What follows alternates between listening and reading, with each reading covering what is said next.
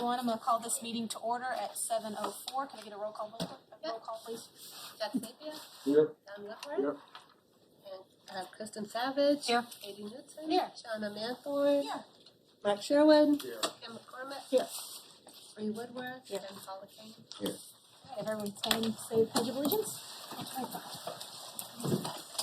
I pledge allegiance to the flag of the United States of America and to the republic for which it stands, one nation, under God, indivisible, with liberty and justice for all. Should have please. Please. All right, first thing is approval of the minutes. Do we have some non-public as well, do we not? We do. Let's do the public ones first. Okay.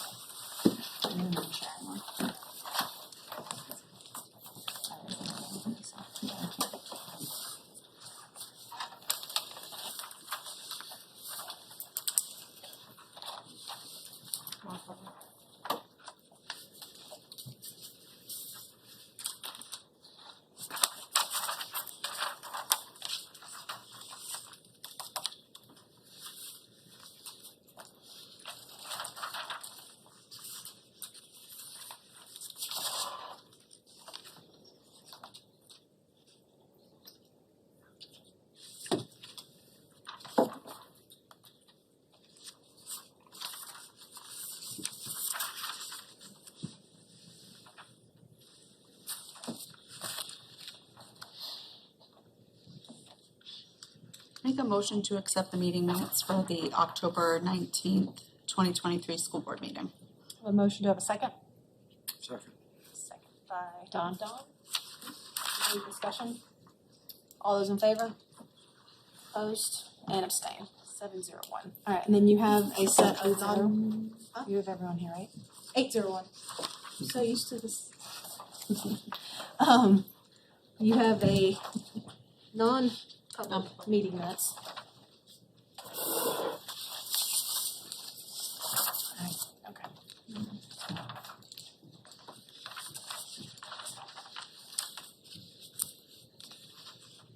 I'd like to make a motion to approve the non-public session of October 19th. Just got a motion to have a second? Second. Oh, second by Shauna. Any discussion? All those in favor?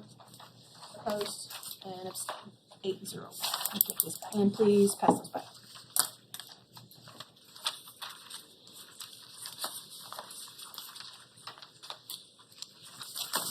Thank you. All right, students, staff, and family share. So I would love to hear from Sandown North this evening. Come on up, guys.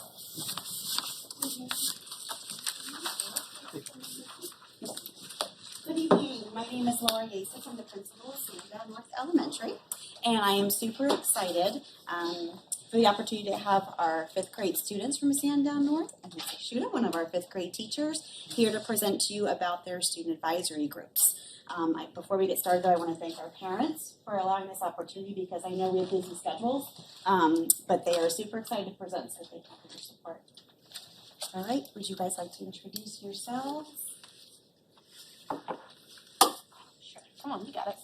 I am William Blanchard, also known as Liam. I'm Claire Bison. I'm Brady Mugford. I am Holly Ford. I am Camden Graposo. I'm Henry Hudgens. Good evening to all of you. Thank you for coming. Yes, thank you.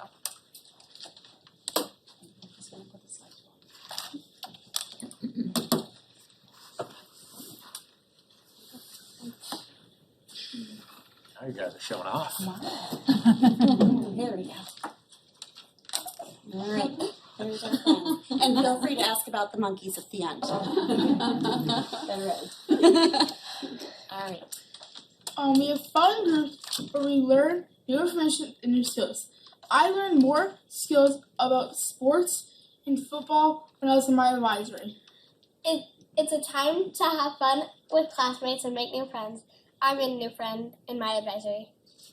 This is a place where we can learn new teamwork skills. I was in the building group and it was difficult because we had 6 people in our group trying to build stuff. so we had to figure out jobs, and we learned new teamwork skills along the way. It's a time to learn how to be our own advocates, like when we were all disagreeing on each other, so I suggested we should work on something different, but still be in the same group. It can be challenging, but we work together to solve problems.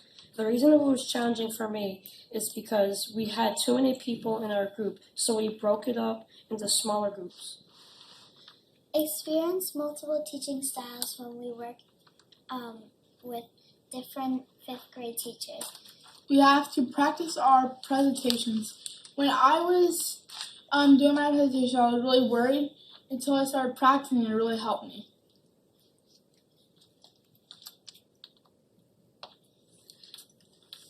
Each class picked 15 interest-based advisory ideas decided by the students. Then every 5th grader narrowed it down to 5 ideas. The entire 5th grade then narrowed it down to 3 ideas. Each 5th grader got to choose 2 of the 3 ideas in hopes we would be in the one of. Each advisory group lasted 6 weeks for 30 minutes each a day. The groups were sports, building, and drama, also known as acting.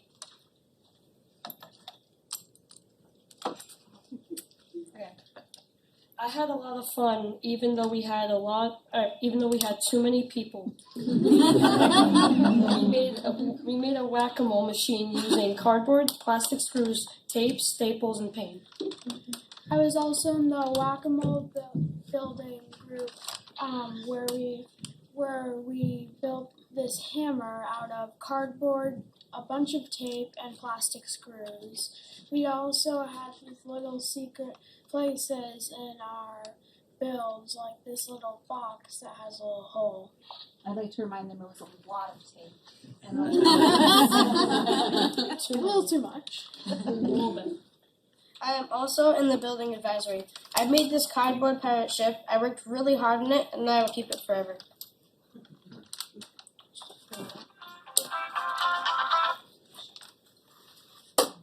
That's really nice. Oh, cool. I was in the 5th grade drama advisory. I really loved it because we could all be our true selves, and also I really love acting. I was also in the 5th grade drama advisory, and we got to learn to do improv and open scenes. And open scene is where you have lines on a blank sheet of paper, but you get to make your own scene and what you're doing.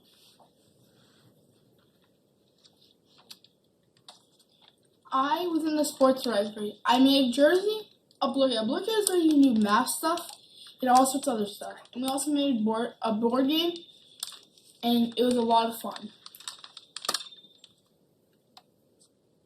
Any questions? Yeah, Liam. What was your favorite subject in school, and how did that compare to the fun you have in advisory?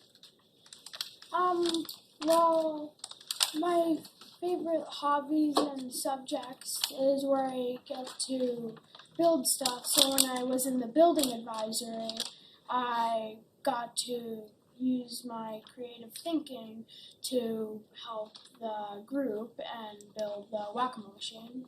And outside of that, what's your favorite subject? Probably history or something. Yeah. Good job. Thank you. Yeah, Martha. Mr. Hudgens, how much help did your dad try to give you? and did you take his advice or use it sparingly? He gave me new advice. Nothing went home. No. I'd like to ask about the monkey. I got this one. It's for our sanity. Aiden, what is the monkey to you?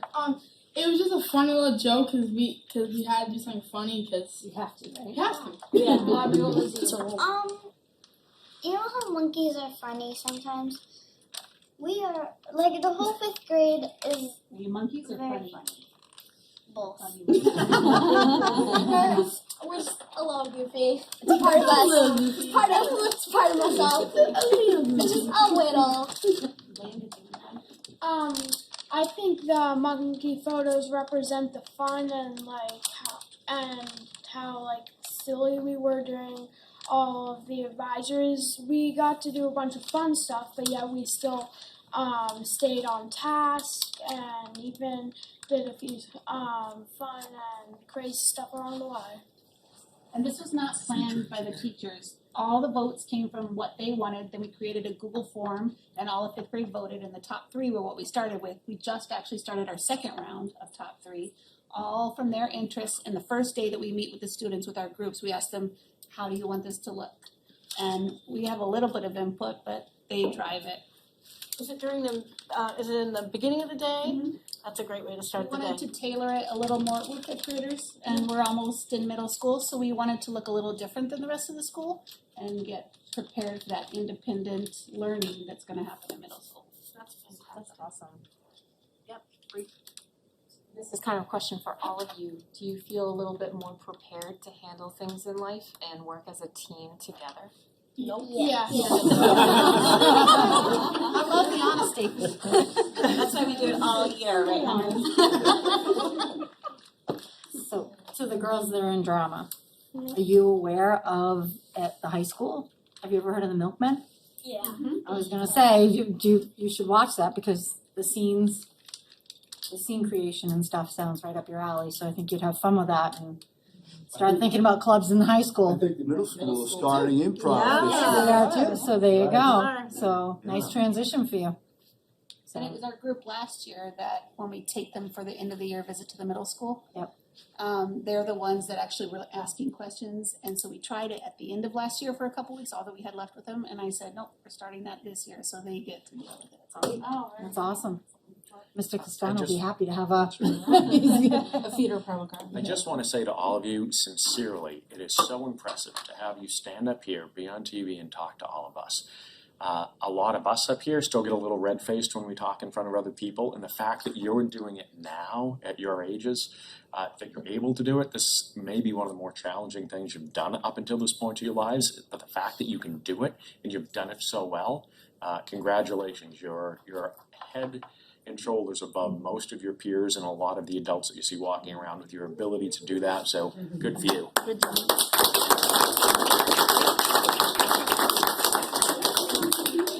Yes. So just realizing.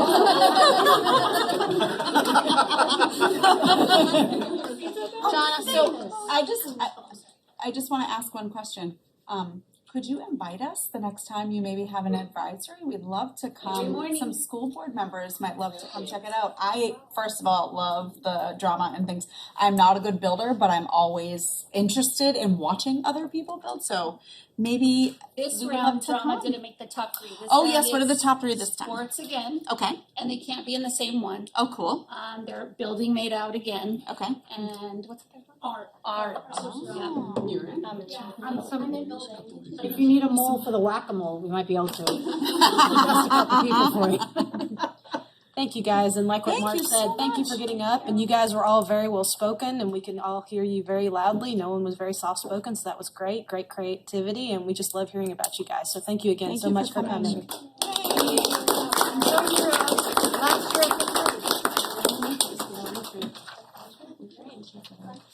Thank you guys. Have a good evening. Thank you. Yes, your dad heard what you said about him. No. It's recorded. Mark putting the kid on the spot about his I dad. know, that was hilarious.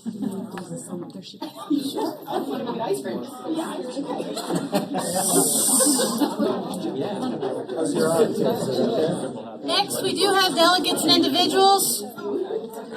We do have one, Miss Jen Beeson. When they clear out, make your way up. Come up here to the table, it's okay. Thank you so much.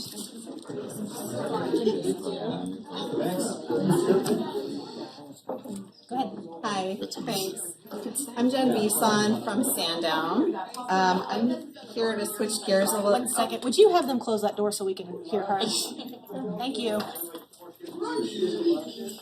So, I'm sorry. so I'm from Sandown. I just want to switch gears a little bit, even though that was awesome.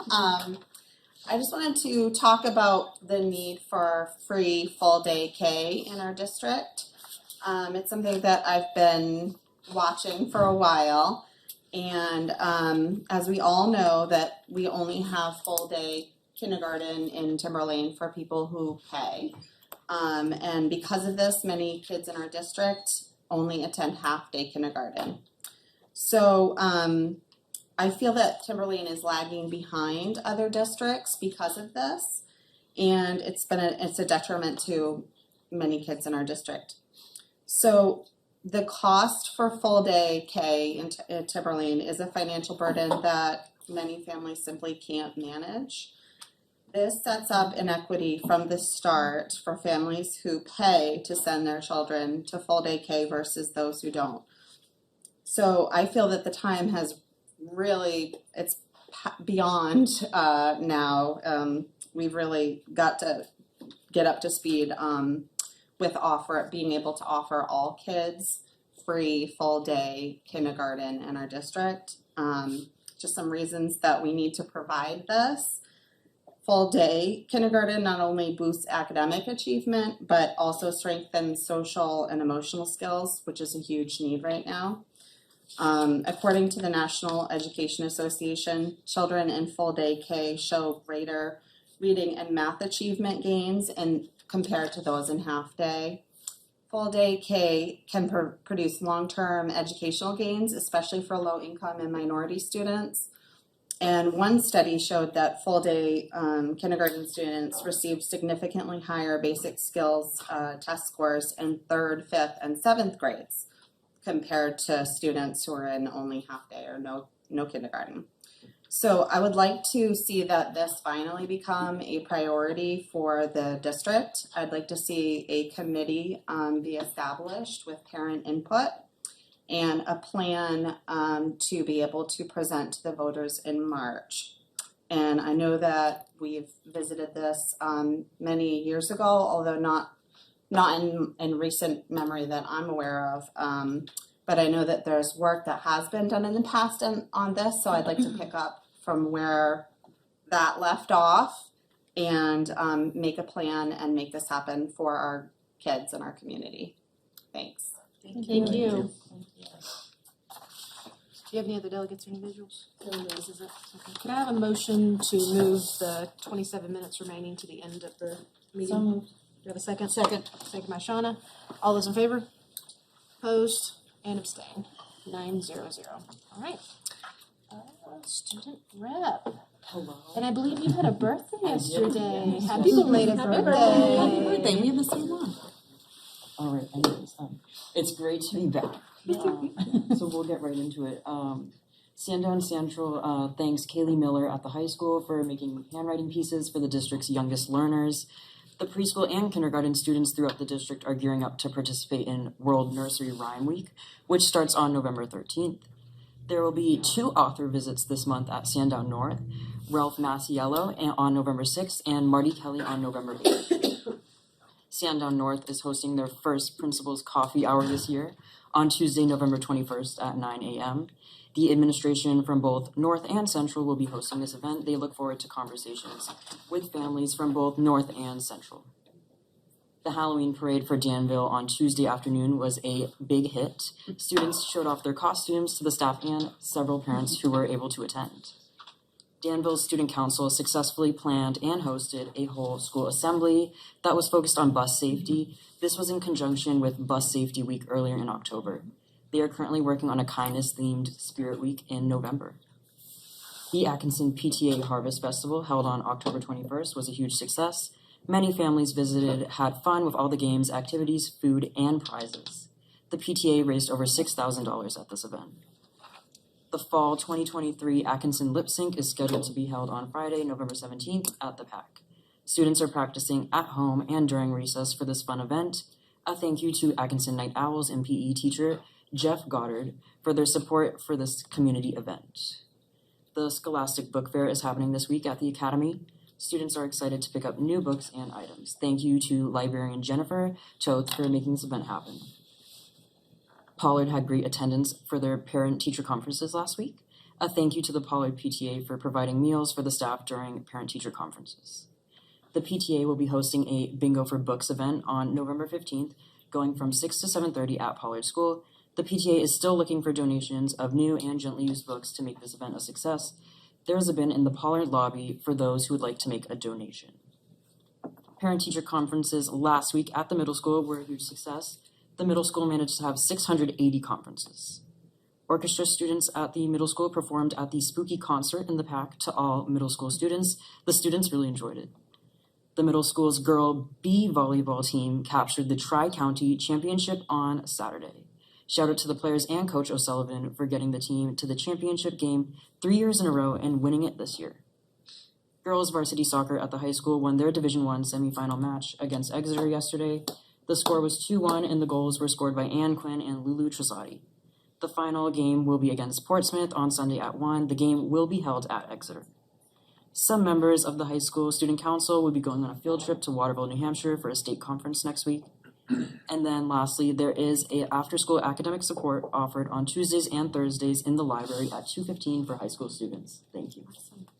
Awesome. And I want to say thank you so much for making your videos, because even though you weren't here, it was still nice to see your face and get the report instead of just you having to reading it off.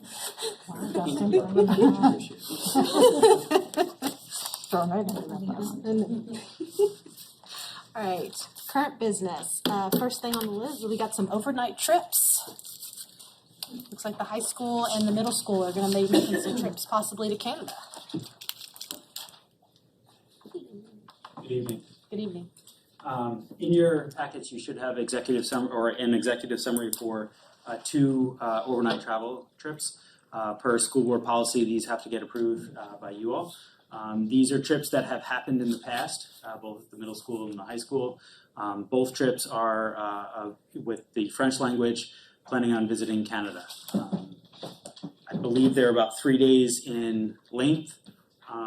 The exact dates are not worked out yet. They're still kind of thinking about some things. Right now, what we're looking for is approval to move forward with the rest of the logistics, to get those dates firmed up, to then continue or to work on raising money to make it more cost effective for the students.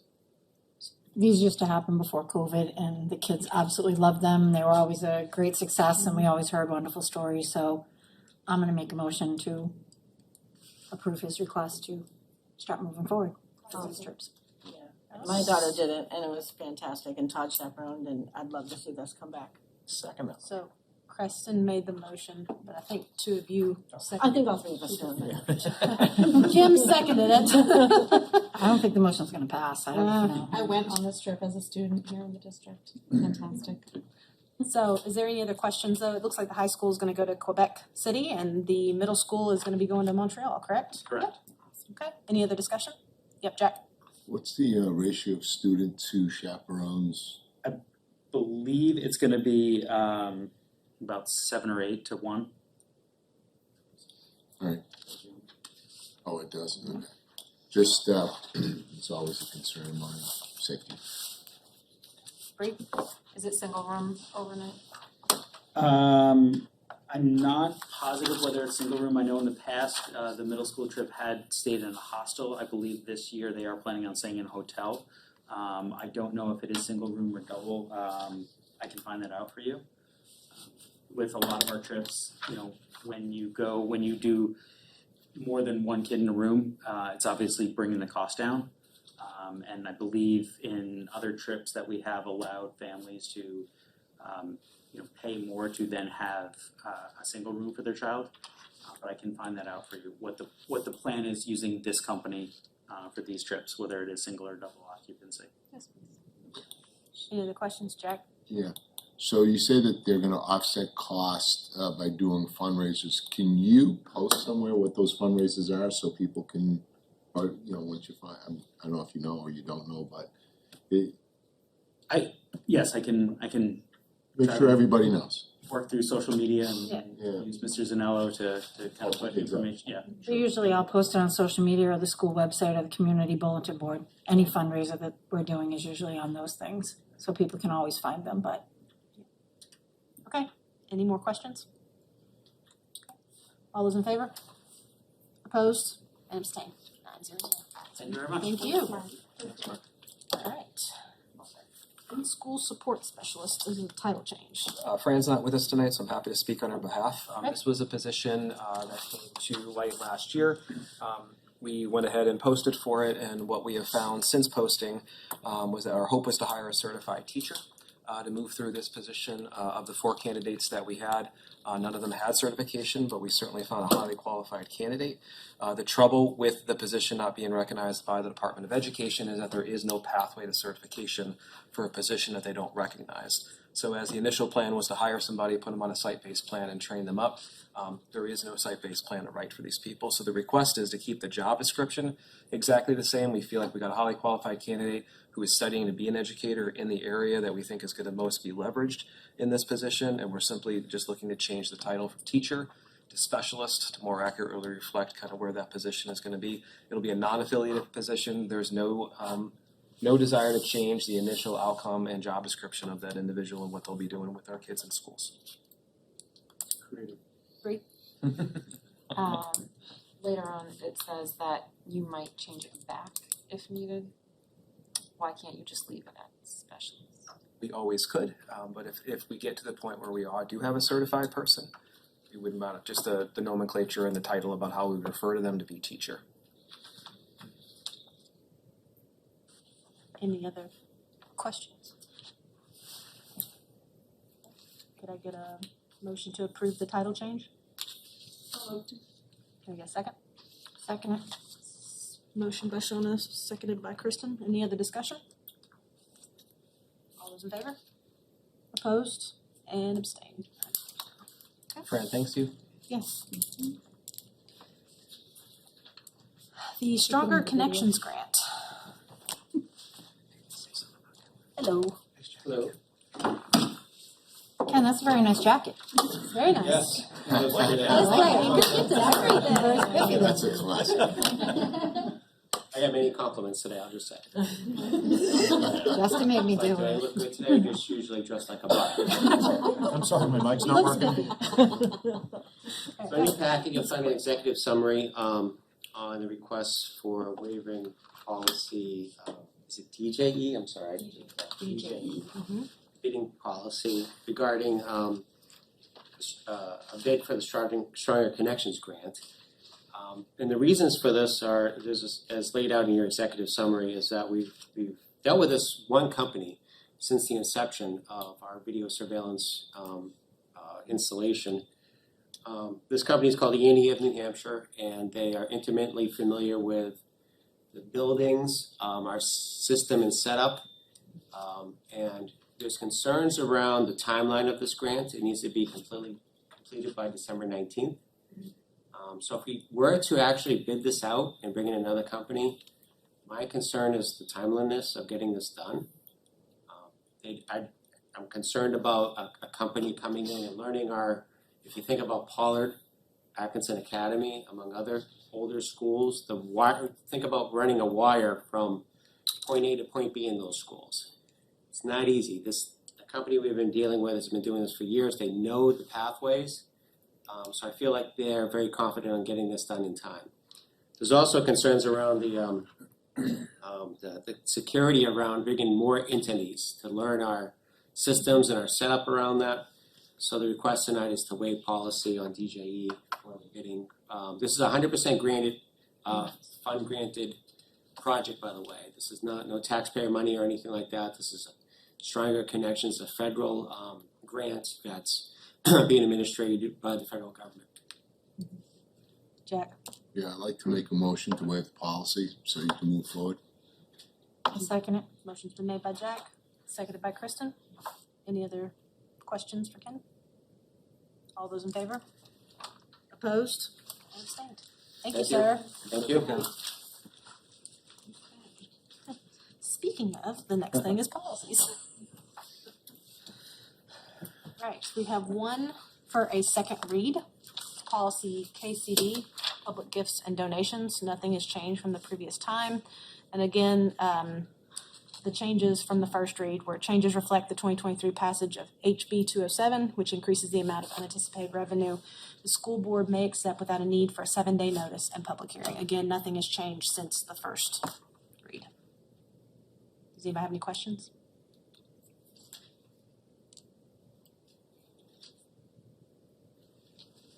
So We're accepting, right? Yep. This is second read, you Yep. said, so. Someone might make a motion to accept. I'll make a motion that we accept policy KCD as written after second read. Got a mo- Second. Motion by Kristen, seconded by Kim. Y'all are on it today for the seconds. Is there any discussions or questions about policy KCD? All those in favor? Opposed? And abstain? 9-0. Okay. Next is our warrant articles. So this was brought up last meeting. Again, this is gonna be a reoccurring agenda item until we get down to the end. Justin, is there anything specific you want to talk on these? Just wanted to highlight the new information around the language and the cost of Article 11. Kurt has done a whole lot of comprehensive research and is making a request to the board to consider a warrant that would be around uniforms for the purpose of the band and the concert performers. Just to give you and the public some information, those uniforms are on 27 years old at this point. He's in a position where he has students in those uniforms whose parents also wore the same uniforms. And he's feeling like now is the time to kind of do something. So this is the kind of the first attempt to have it elevated to the board level and have a conversation. There are other ways to kind of do this, but right now this is kind of the proposal moving forward is to have it on a warrant and have the voters weigh in.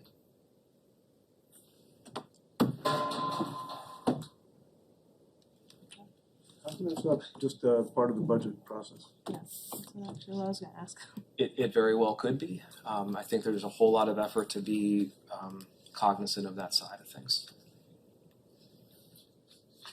have we been replacing those pieces? For some reason, I remember us kind of like ordering so many, and I'm not opposed. I mean, if those things are 27 years old, it's like everything, it's like our HVAC units are about the same age, so, Kurt, I'm sorry, yeah. to answer that question, Kurt was asked that, and they've been using them as long as physically possible.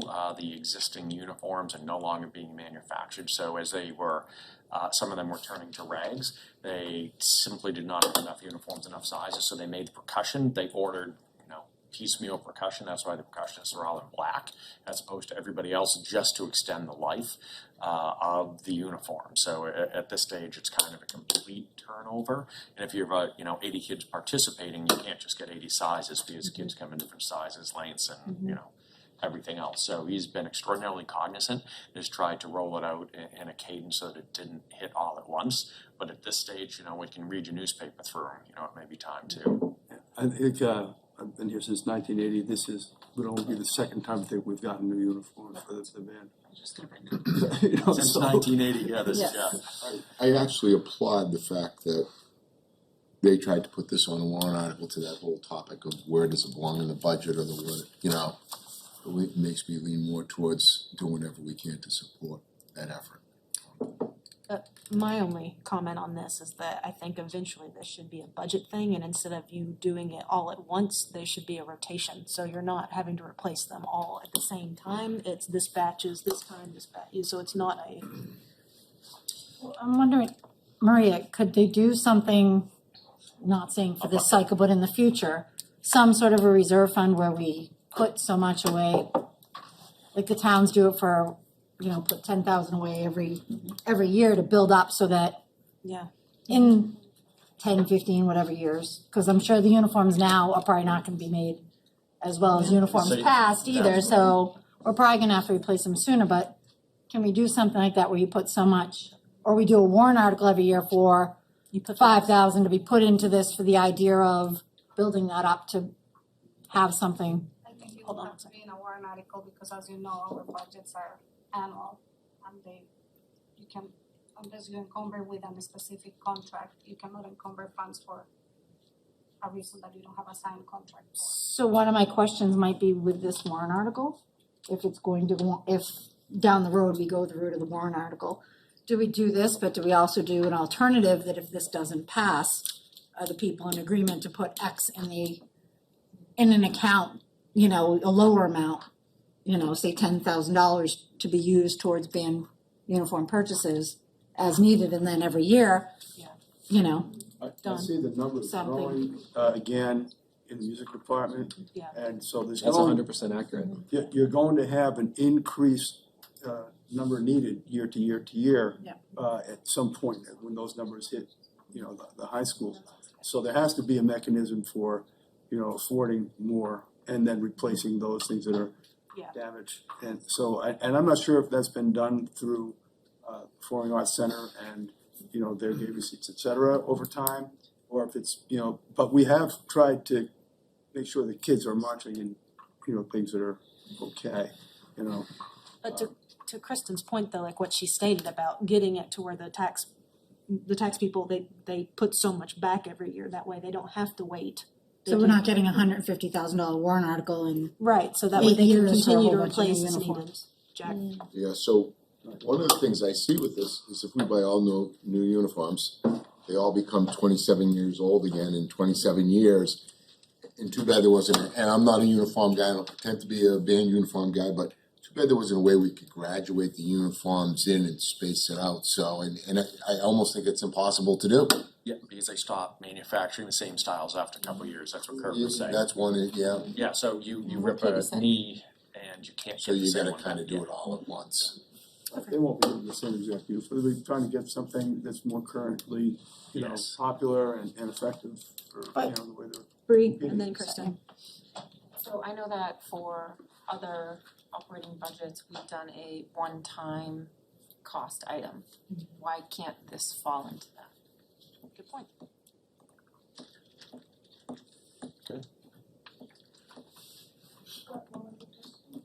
So for other categories, we have done a one-time cost item for like operating budget. Why can't this fall into that?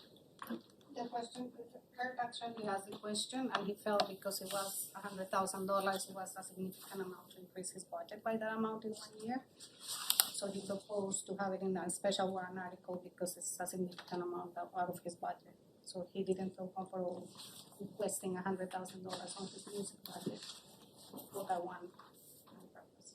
Could we potentially put this warrant article out, but then say $3,000 a year increase his budget for new uniform purchases, so that every year they're getting $3,000, they can roll out new uniforms and hopefully fill in the next cost of the upcoming students. Where you're increasing the budget only of about $3,000. That's what Kristen was saying, yeah, that can be done if it's voted in a warrant article.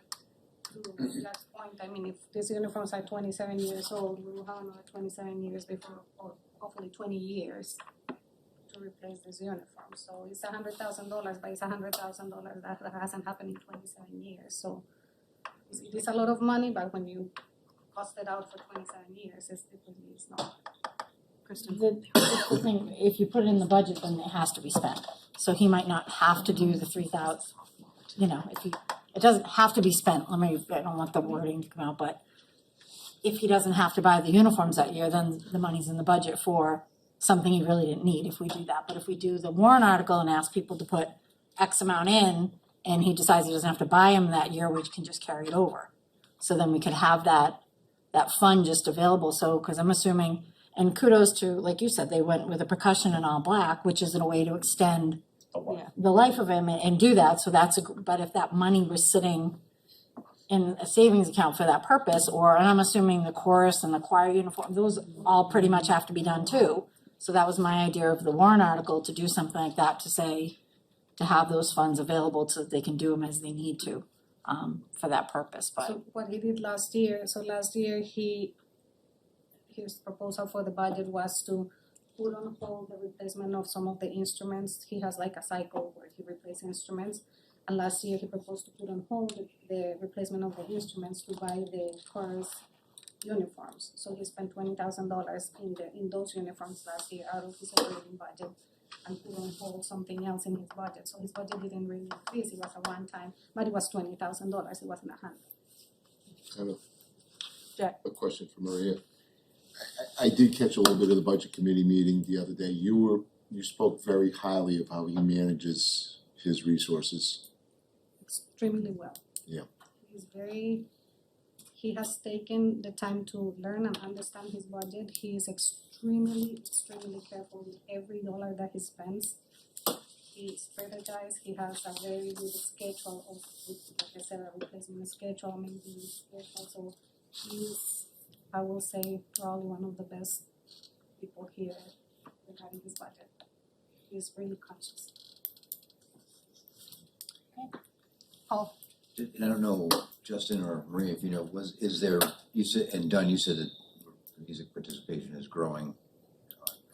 Does this provide for any of that growth as well? He has projected that growth into the current number he has, yes. So this says action, but do we really need to take any action tonight, or is this just good discussion? I think it's just I discussion think at it's this mostly point. discussion. Okay. I do have a second question Yep, go ahead. pertaining to, looking for some direction around Article 10. I know that there was discussion, perhaps in facilities or maybe the Energy Committee about solar panel array. Is that still something we are entertaining through a warrant, and if so? So let me just speak to that for a second. We met with the construction committee, and the construction committee, we had a presentation from the EEI, and really what has transpired is because of the wetlands back there, we needed roughly 8 acres, Kyle? 8 acres of field, and I think we have a little over 1. So that kind of, we were looking at a potential option of something behind Pollard, but I do not feel, I don't feel like that right now is, I don't think we're ready for that. I don't think that's gonna work. So we are constrained by our geographical footprint, and it doesn't look like that's gonna happen. So I'd seen this in here, and I was gonna bring that up at a later date, but thank you for bringing that up. Yeah, he said between the land and the roofs that we have will not be enough to power up. So I'm hearing striking Article 10 then. For now, maybe take a little bit of advance a little bit and we'll need less space. Okay. Does anybody have any other questions surrounding the current warrant article so far? Justin, do you have anything else you want to I add? do not from my side. So I do have a question. So at Yeah, this Mark, go ahead. stage, are we still in the investigative stage, or Yes. how long is this going to, okay. Yeah, it's, the closer we get, we'll start whittling stuff down, and yeah, this is not the exhaustive list. We're gonna No, be I was looking. just referring to Article 10. What additional information are we hoping to get in order to help us? It's scrubbed. Okay, I just wanted to make certain that was. Yeah. I mean, Okay. and personally, I think that's unfortunate because there was some federal monies out there, and if it had been able to work, it was definitely something to put before the voters. Alright. Moving on to our default budget. Maria, did you just want to skip here? I was like, where are you going, Maria? Okay, so as you can see in the report provided, we're looking to have a 2.9% increase for the default budget. Basically 35% of that is salaries and benefits. As you all know, 48% of our budget is salaries and benefits for our employees. So the big portion comes to that. Then we have the insurance increase. Although the health insurance GMR came at 12.5%, last year our budget was budgeted at 10.8%. So it's only 1.7% difference, so that's only $195,000, not $1.2 million increase, so that helps us. That helped us that last year we already had it at 10.8. We have the property and liability is $15,000, and then our workers' comp, the GMR for our workers' comp came actually lower than what we had. Then we have the transportation increase, which is an obligation that we have to our students. Then we have the food service increase, which is the increase for the food service fund. Then we have the special education increase, which again is an obligation that we have with our students.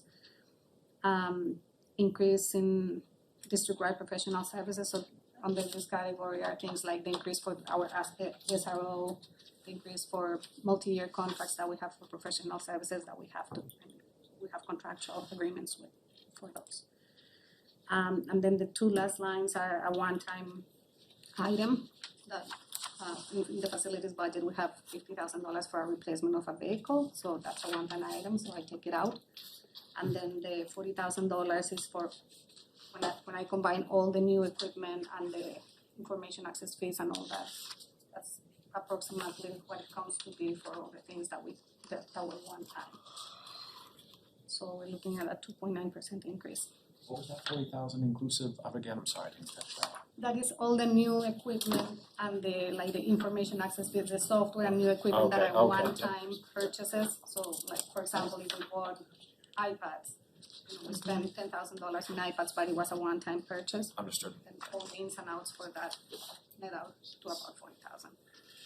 Yeah, so the proposed default budget for FY 2025 is $89,607,565. The voted FY 2024 budget was $87,046,915, which is a difference of 2.9%, which is an additional $2,560,650.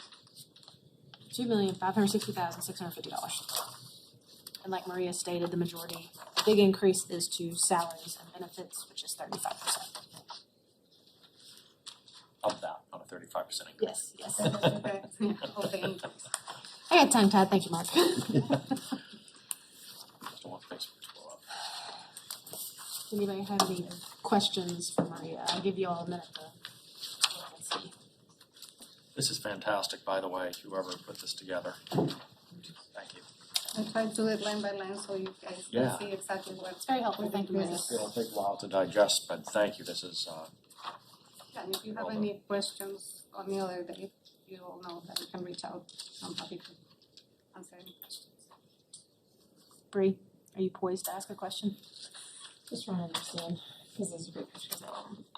So on the one with the pie circle, so it says changes, and it says salary a 1.9% change, benefits a 1.4% change, and operating a 6% change. So is that saying that operating budget has the highest increase? Because you just keep saying that salaries and benefits have the highest. Give me 1 second, I have to look at that. I think one of the formulas is wrong. And I apologize if it is. No.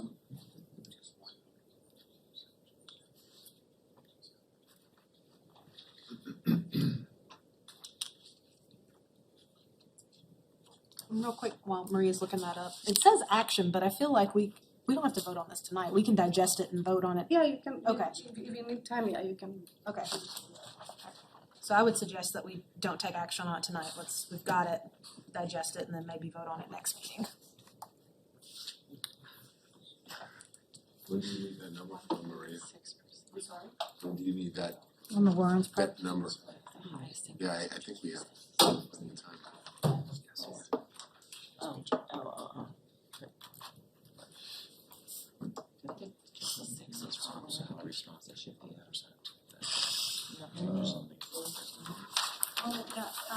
Is because of the special education.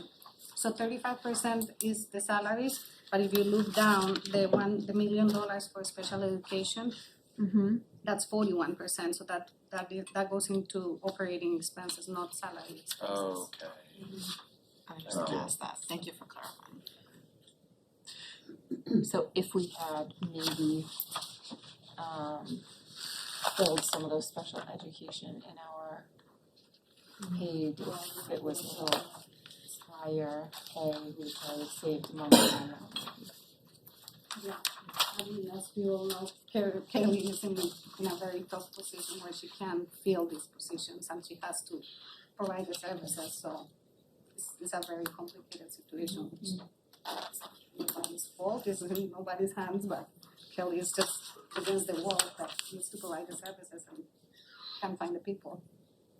Thank you, Barb. So the variance for special education, it's an increase that we're obligated to fill up of about $750,000, if that's correct. It's $1,037,100. I'm talking about the differential, the variance. So if you took out of the 2.5 million, 41%, that million is 41% of the 2.5 million. So it's almost 41%. you take the 1,037,000. Yep. That's 41% of the 2.5 million total increase. Yes, I understand, yep. Does that make sense? It does, on that page I was looking as it breaks it down. Everything under special ed, so the 2024 voted is 12.7 million, the 2025 default is 13.5 with the variance of just around. 7, yeah, so special education has 3 departments, it's the 1,200 on page 2, and then on page 5, you have the middle of the page is psychological services, function 2143. That's another 235,000 for professional service there. And then we have speech, which is the next one, 2152. And the next page, on page 6, 190. Okay. So those are all the professional services that are under Kelly. We round them up as special education, but 3 different terms. Yep, okay, thank you. It's up to me. Thank you. I was doing chism bop and it wasn't working. I should have said that all the contracts in one place. Does anybody else have any other questions for Maria on the default budget? And again, even though it says action on our agenda, we have time to digest this, so I suggest that we don't take action on it tonight, let's digest it and we can revisit it at the next meeting. Great. Thank you, Maria. Thank you, Maria. Thank you, Maria. You're welcome. Maria and team. Yes. It's on my team. Very appreciated, thank you. Okay. Next is the Atkinson Academy Belfry.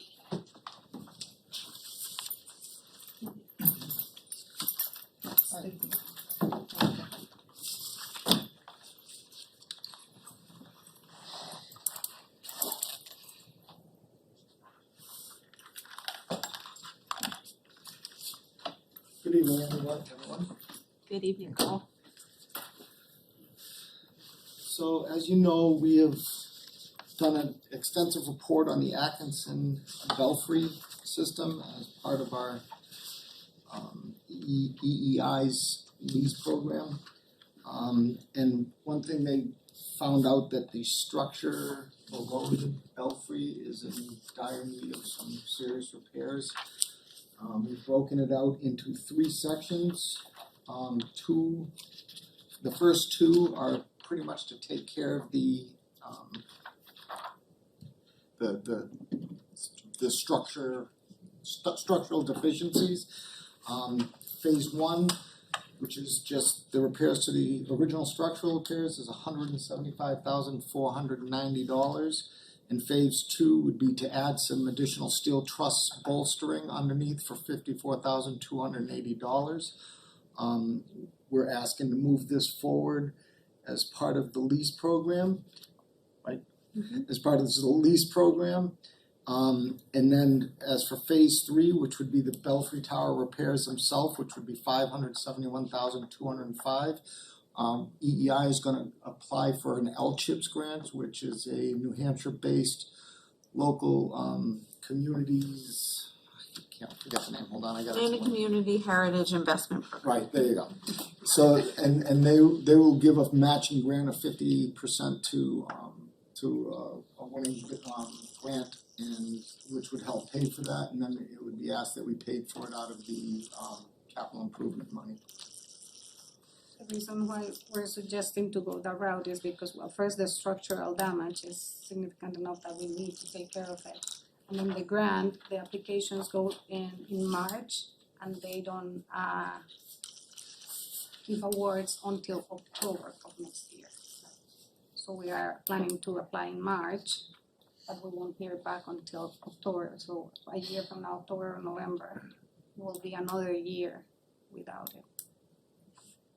And we are required to do this, maintain the belfry.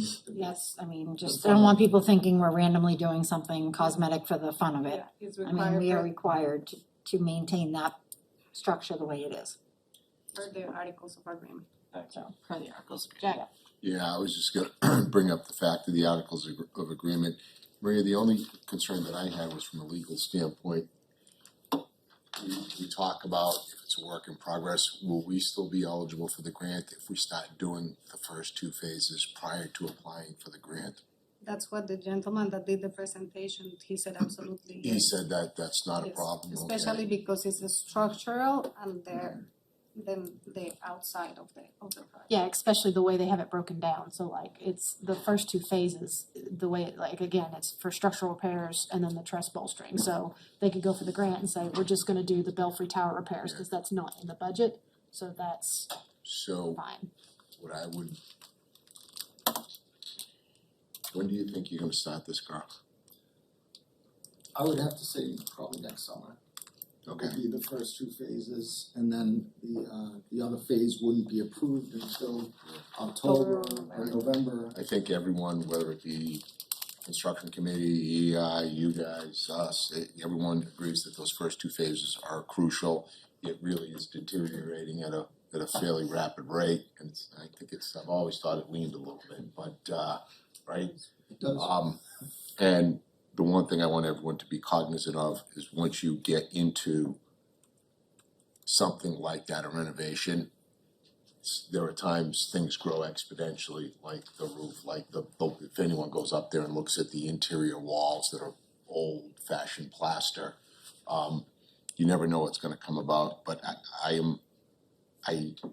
wonder if there was anything left in the budget at the end of the year, whether we should pull the money from there or if it makes sense to do it with the lease, because you're paying interest on that and we have so many other things going. So you have a couple buckets to pull that out of, and then we are required by the Articles of Agreement to do this work. And it's a safety issue. I mean, it is a safety issue if that tower should, on a high windy day, come down, so we have to do it, and so. Great. Good job. So is this something that you put out to bid for the first two phases? No, the first two phases are being handled by EEI under their lease. They are part They've of the already- $25 million lease. It was a line in the $25 million lease for that purpose. So. Hold on. Yep, No, okay. I can be done. No, are you done? Okay, Jack. So to that point, this is one of those, as everyone I think on the board knows, wanna get up to speed with controls and bidding. EEI, according to EEI, everything goes out to at least 3 bidders. In this particular case, this is a very specialized, I'd be surprised if we have 2 qualified or 3 qualified people that could actually do this. I don't know if you remember the gentleman from Maine that came in and spoke to us. This is a national historical site. So we want to be very careful, as he called it, a gem. We want to be very careful of who we award this to. I do believe that we should, or EEI should explore everything, and again, I think there are some fine lines in the sand, legally, what goes to them and what we do internally within the district. But I appreciate where you're coming, but this is so specialized. I wanna make sure we have the right people. Mark? Point of clarification, so you asking for EEI to put out the bid to make certain we have somebody who's specialized to do the That is construction? EEI, according to everything that we've had these discussions, everything goes out to, they go out and get 3 quotes. I think in this specific situation, I feel very comfortable because the people that can do this are so limited. It's white oak, post and beam. It's really crazy stuff. The company that we had come Crazy in, cool. that EEI hired to come do the initial assessment is Preservation Timber Framing. And when he saw this, he was just giddy because of the amount of history that's built in that. The same guy that built that building also did some of the schools over at Phillips Exeter. It's a very well-known name for people that were building buildings back then. So he was very excited to get inside.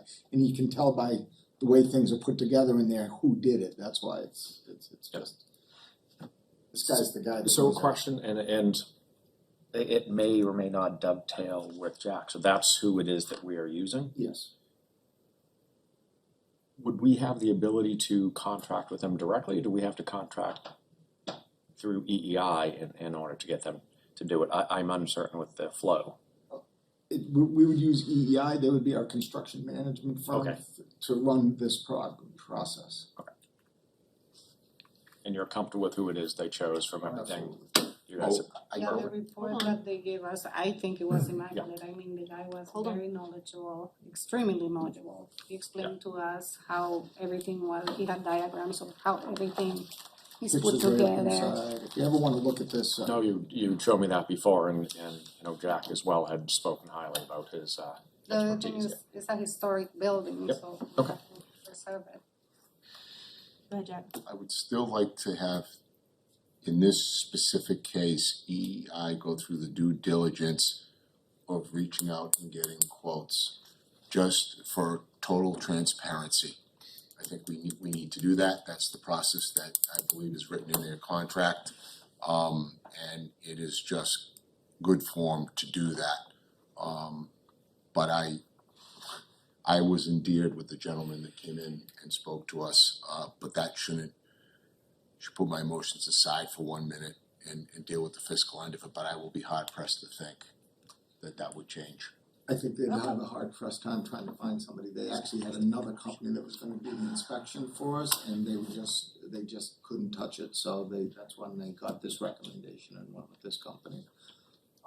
I tried looking before, we even got EEI involved, I was looking at steeple repair people and all this other stuff, and I couldn't find anybody that was willing to come down here. There's one steeple company up in northern Vermont, I thought we could get him down, he wouldn't even come look at it. We've been talking about this for 3 years. in facilities and trying to find someone and do something, and I think, I mean, as you said, I agree with you in normal form, if you're doing something, you wanna go out to the bid, but I think they've found a specialist that does this particular thing, and it's a niche, there aren't a lot of people out there, and what I'd hate to do is get underbid by somebody, and then this is something we have to maintain, we're required to do it right. I mean, at this point, if they have somebody that they're confident with, This isn't putting a deck on the back of your house. no, that's why, I mean, like, you know, if it was that, yeah, great, get your bids, but I think they've already narrowed it down to find that specialist, and as Carl said, we've gone back and forth with this all along, looking for people, and to get people down, and, or people come and they just walk away from it because they can't do it, they know it's beyond them, so wasting time and energy, and then you're paying EEI to do this and meet with people and do stuff too, we have somebody, let's do it, so I'm gonna make a motion that we approve phase 1 and 2, with the idea of going out for the grant for phase 3. Have a motion, do I have a second? Seconded by Shawna, any further discussion? Yeah, I have a question, so Jack. are we gonna take this out of, the only question I have, the lease, or can we wait until we find out where we are at the end of the year and It's already determine? part of the lease, it's already part of the It's a lease, part, it's already okay. something that I we. just asking a Yeah. question if there's a better mousetrap, that's all. Alright, there's been a motion and a second, any other discussion? All those in favor? Opposed and abstained, alright. Might as well just stay. For CIP recommended projects.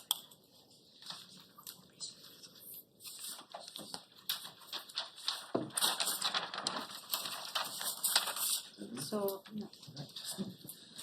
So. Can too? Slide over, Carl. Slide over, Spiffy. Hey, if you No. wore your jacket, man, you got 10 times. We got Mr. Looks here, let him. We're ready for business. Kinda makes me look bad. Better bring your A game, Carl, for these meetings. Sorry. Yes. Sorry. I guess I Oh, can there start, Oh my goodness. Carl has a pocket square. Someone get him a coat. So I presented this at BudCom last week, this is the recommended projects for the CIP committee came up with. We met twice in the spring, twice in the fall. So you see the list of projects there, a lot of them are energy efficiency projects around boilers and HVAC, as you can see, some paving in there. I'm sure Carl could talk more to these projects, if you have specific questions. But this is against the capital budget line is about 1.8 mil. So this is against that. And again, it's just a recommendation to the school board on what that committee came up with. Anybody have any questions about the proposed CIP projects? Bree? It says paved drop-off loop for Sandown North. Is it currently not paved or does it? No, it's need to be paved, it's just it's deteriorated to a point where you can't really just fix it. So maybe change the word to repave just to. And I guess same question, Danville. Same thing. Danville's just the entranceway. Danville is the road behind the school. And is that already, I It's paved now, it's just falling apart, it's just been lack of upkeep. Sorry, question. Who uses behind the I think they drop off back there. Sandown, you talking Sandown? No, Sandown. Okay, sorry. Sandown, they Yeah, drop Sandown. off behind. I know we plow back there and when we went to plow this year, it broke off the side, so it's just to the point where it needs to be fixed. I tried to get them to just fix the edge of it and they said it's just cheaper to just rip it all up and fix it. I would think you'd need to maintain it for emergency vehicles and everything, even if it's not drop off, so. Yeah, I would just, on your two paving things, I would maybe put more of a clarification of like, it's more it's repair than it's like something that wasn't paved and now is gonna be paved. I would just put that.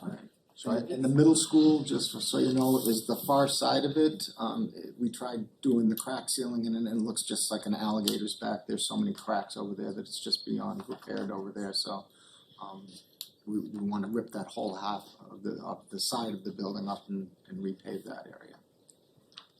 Jack? Yeah, the only thing I don't understand is most of the HVAC units we're doing on the lease. Why are we doing the HVAC unit on the middle school? Cause they don't have one now. The 100 area is the front special ed area down, as you walk in the building to the right, it goes down off into the section, there's like 5 rooms down there, 4 or 5 rooms. There's no AC down there, no HVAC unit down there, and as So far why as. wouldn't that be covered under the lid?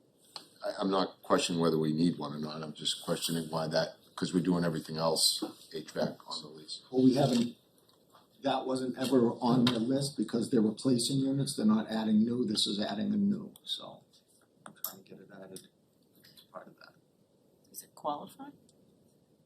As far as a lease, it could be covered under the lease, but it wasn't, so I'm trying to get it in there. It was a very big bane of contention this year at the beginning of the school year, because now the rest of the middle school, a lot of the middle school has AC now and humidification. This area has none and it's a special ed area, so. It's either gonna come out of the lease or it's gonna come out of capital reserve. But in the same company's doing it. I haven't asked them yet and I've told them that we're looking at it, so they might wanna be part of it or to make it easier, cause they're gonna have to. Yeah, no, I was just wondering, economy of scale, they're there anyway, so. But the difference is, one would be raising the budget, and the other one is monies we've already appropriated. Right. That's the difference between the two. No, both of them are money that have been set aside. This would. This is coming out of the capital budget, and the other lease would just come out of the lease, which is already there too. We could potentially put something else. Right, you could use it out of the lease and then do something else here, but we also can't just keep going to the lease because eventually all the projects that were under the lease won't be funded. So we need to make sure we're funding all of them and first. The only reason I brought it up is because we had basically an HVAC construction meeting the other day, right, with the bazillion HVAC units, and the other thing, when people look at that, and I brought it up, I think at the budget committee meeting, spending a ton of money on HVACs, but this is what happens when you kick the can down the road for a bazillion years. We have all these end-of-life HVAC units, and if one of them fails, it takes 24 weeks to replace it, which is a half a year, and we have certain legal requirements within the building to keep them within certain temperatures.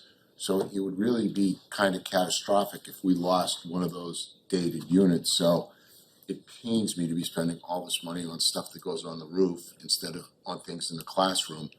But it's just what happens if we don't have a well thought out maintenance plan for our facilities over time.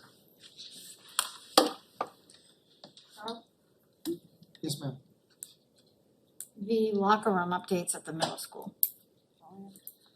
Just why I know the high school needs them too, but why we choose, is that going to bring the middle school up to speed, up to date, or It should. We updated a bunch of their restrooms last year. We're looking at doing restrooms at the high school in-house this year. So I think the locker rooms are the last part of restroom areas down there for the middle school? Right. Because I mean, we know the high school ones are abysmal, so. They're all, yeah. We, very much. When's the last time, did we do something in the middle school? Or maybe it is just the restrooms that I'm thinking about? When's the last time we did any updates on the locker rooms for the middle school or the high school? Who knows? Okay. 60s, 50s, something Yeah, like that. probably, so, yeah, 70s. when school was built, yeah. I know they tried to do it a few years ago and it was not passed. Can you just clarify recreation area in middle school? So this was put in 3 or 4 principles ago, from my understanding, into the CIP process, and it just, since we're taking care of so much stuff with the lease, it was just something that was sitting out there for years, so we tried finding out what they really wanted, and there wasn't really anything out there, so I sat with Mitch and Diana Elwell, and we've come up with a small plan. I don't think it'll reach the 95,000, but we're gonna put some sort of a gazebo out there for the kids to sit under. We're gonna replant seed and grass and put some loam out there and add a whole area of wall ball along the edge of the pavement so that the kids can play wall ball off it, and that's what we came up with. I don't know what it's gonna cost. I have to find somebody that does those timber framed gazebos and put stuff Where down is there. this? Uh, Where is it going? It's gonna be, so when you're looking at the out in the Corner. fields, it's gonna be up by the softball field so that it can be used for people at the softball The dust games bowl. as well. As you go drive down the back, as you start to make that corner area where where the basketball is, that bowl area, he wants to make that some sort of Activity. place, because when they go out after lunch or for breaks, there's nowhere Yeah. for the kids to go, or the kids that aren't into the It's pretty basketball much don't have a big place to. dust bowl right now, so he did commit to me that he'd keep the kids off there long enough to try to grow grass next spring if we got the following fall when we start actually do this work, so. I remember saying gazebo, rough feet size. Probably 16 by 16, something, it's rough estimate, and it's not gonna be like a gazebo, it's gonna be like a rectangle like they have Pavilion behind, like they have behind Sandown North, I believe has one. Atkinson Academy has one. A shelter structure, so they're not in the sun when they're They're out of out. the sun or whatever, sit down, have lunch. People watching softball can stay out of the rain. So I'm not too sure I bring this up now, but it seems to be appropriate. I think we really have to wrap our arms around, and we talked about this a little bit in the construction committee, on those things that are broken versus those things that we want. Right now, I believe in the high school, our walls leak, our windows bleed energy, and I just look at some of these things, and we have a limited amount of resources. The taxpayers are, we can tell, clearly strained. I think is a fair way of saying it. But I wanna fix things. I would love to give the kids, I would love to give everybody everything they want. But I think we really need to focus down on those things that are costing us money and that are broken and move forward on those things. And then just, it's part of this overall conversation. I think it's a fair conversation to have. But I wanna get a little bit more focused on what's gonna save the district money over time. Because there are things that will drive cost out of the operating budget from a facility standpoint. Kristen? So I'm just gonna jump on this, cause I've had this conversation with Mitch about the recreation area, and I understand what you're saying, Jack. I mean, things that are broken need to be fixed or whatever, but I think if Mitch was here, he would say that this is something that's broken about the middle school. The kids go outside, they don't have an area, they don't have, you're talking about middle schoolers? I wasn't talking about this Okay. specifically, All right, but because I I heard just- Mitch at the budget Yeah. committee talk about the 700 kids that use it every single day. But- Legitimate arguments for everything. But that's what I'm just saying, I don't want the impression out there that, because this is something that I know he's been looking at for years, trying to get something out there, so that there's some structure, some ability. Not everyone does the same thing when they're on break, and he wants to be able to, meet all the different groups' needs so that they all have an ability to do something and feel like they're all part of it, to try to bring that whole community of his middle schoolers together. So, yeah, so I just don't want people out there to look at this and go, well, yeah, this is more of a, you know, a want. I think in Mitch's mind, this truly is a need that he's had, so. And this has been an ask for a long time. Yeah, so. Most days of the school year, you got 1,000 kids approximately that are going out and trying to use that area.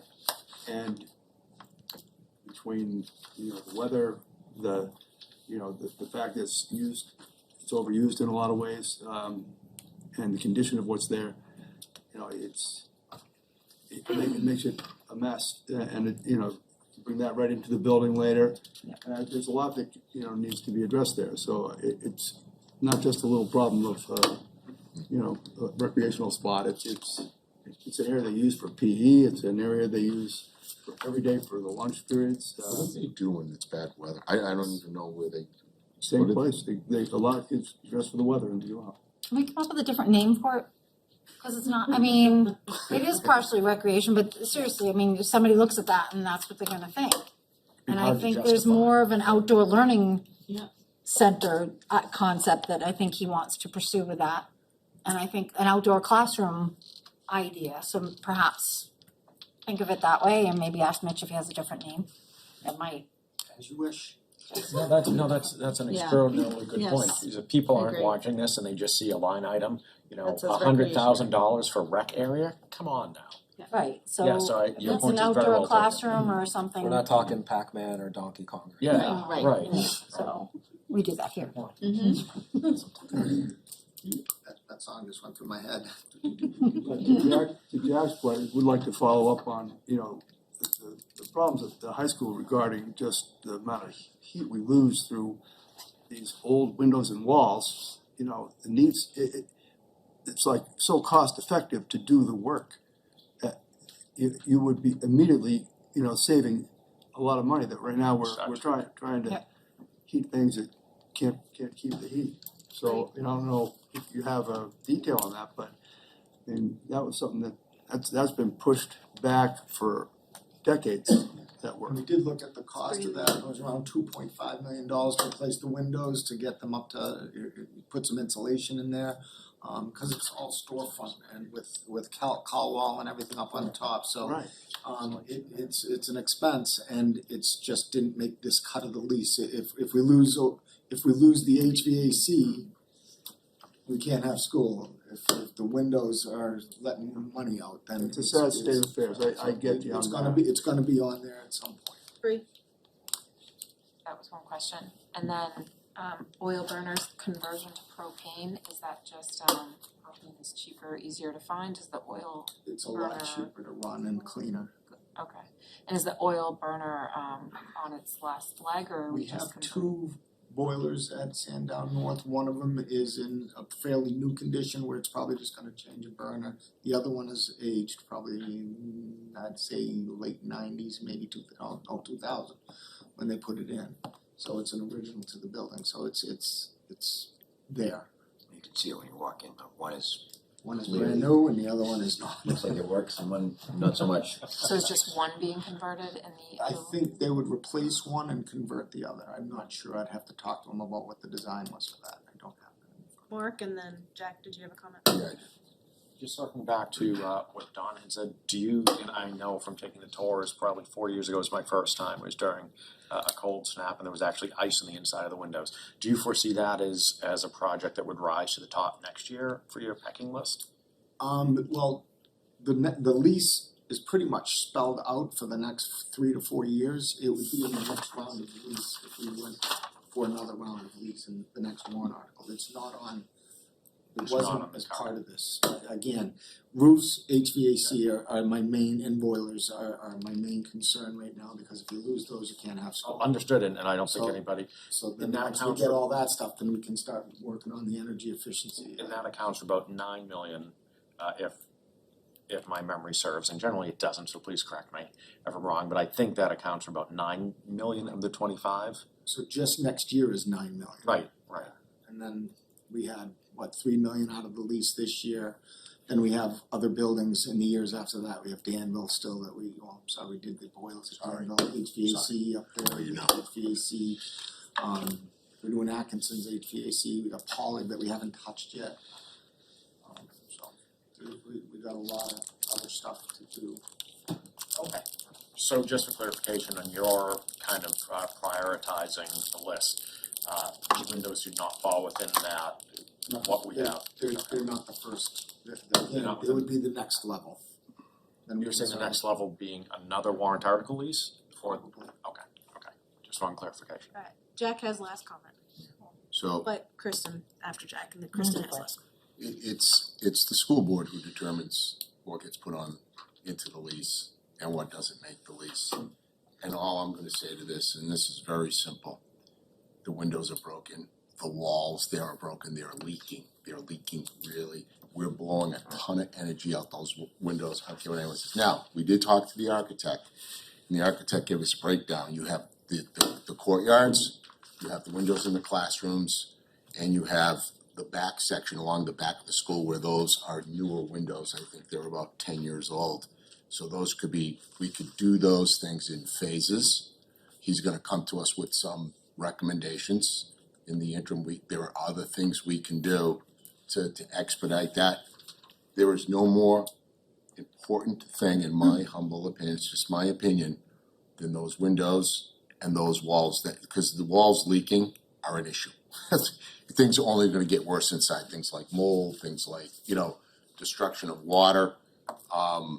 So there are things, and we could do something like a phase project, we can do it in phases, we can do half out of capital, half out of the lease.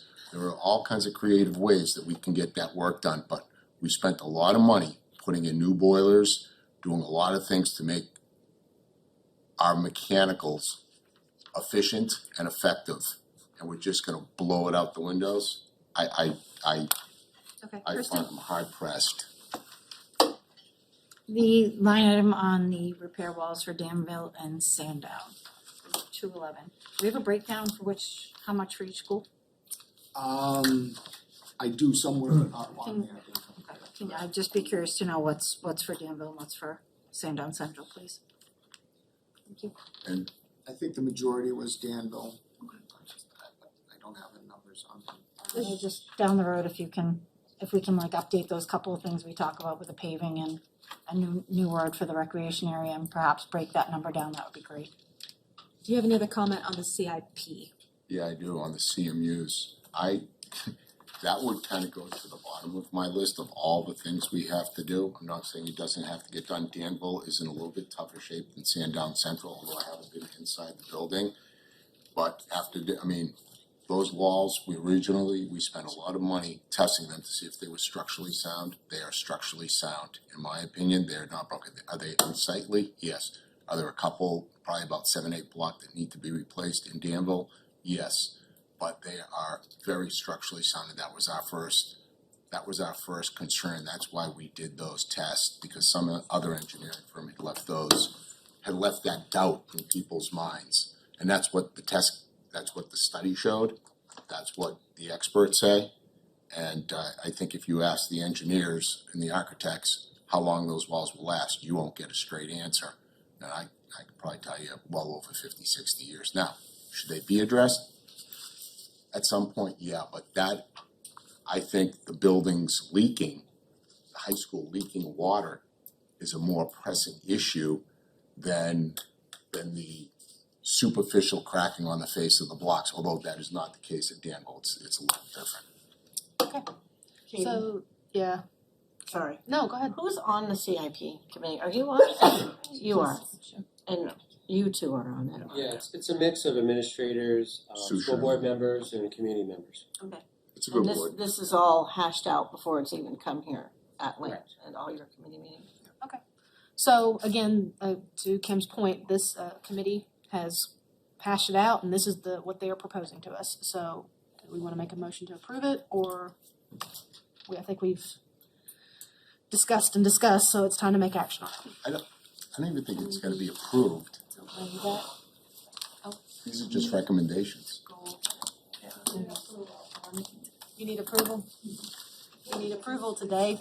This is for 2025, we have 2025 CIP projects that CIP sending. You can, Hold on, Jack. That's how we're gonna spend the $1.5 million in 2025. So is it the will of the board to hold off until next meeting?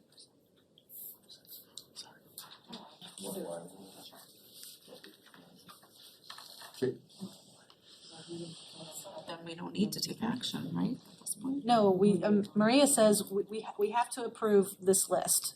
No. Hold on. But we don't have to approve it today. If I we wanna see. take some time to make Yeah. sure this is what, if we have any further questions or whatever, we can approve it another date. But again, we've had all this discussion, this committee has come forth, these are the projects they recommended. We need to do something. Either we need to, I see you over there, Yeah, I see you, but okay. you're gonna wait a minute. Either we're going to take action on it, or we're gonna wait and digest a little bit more and come back at another meeting. It's the will of the board, whatever you wanna do. I'd like to wait and just see an updated list, just the little things that we talked about. I mean, we're going back and forth, and I think the CIP should hear the discussion that we had. I mean, they can go back and they can talk about what we talked about tonight, cause it might change something. Yeah. And then we can put this back on the agenda, if not for the next meeting, the one after that, and plan to approve it at that point. I mean, I'm looking at the CIP as a group that's come together and talked Yep. about this over and over and over again. So they've spent more time on it, but I mean, I think we threw some things out there tonight that should go back to them. Yep. And they should have one opportunity to do it and then come back to us. Approve it at that point. Jack and then Don. so, again, I helped set up the CIP with the Shermans. These things are placeholders, these are recommendations to the board, nothing is written in granite. So you can approve the number, you're only approving the number, because say what happens if something else fails? We're gonna have to pull it out of this, some other facilities thing fails, we have to pull it out of this line and make adjustments. That's why all these things are just recommendations, so this is what they recommend, you can approve the dollar amount, but it doesn't lock you into any of these things, whether you agree with them or don't agree with them, it's Well, then just, by that mindset, should we just go ahead and approve the list then? If they no, just. you don't approve the list, you approve the amount. Okay. I think what we've decided is just to let them go back, but. Yeah, and I agree with that. That's the last comment, then we're moving on. It's really just a request, if indeed it's going back to the CIP to discuss what we have suggested. You know, our questions were, I mean, if they could get an idea of how much money we're spending unnecessarily at the high school because of the windows and the cow walls, the various places where we have leaks and whatnot. If we had a sense of how much money we were actually losing by not addressing that, we might have a better idea of where it would fit in our priorities. It still might be pushed back, but I think it's important to know, you know, if we're losing hundreds of thousands of dollars, you know, that changes where I think I would put it here. If we're losing a few thousand, no. You know, I really would like to get a kind of a sense of, you know, what's it's costing us to not do that work.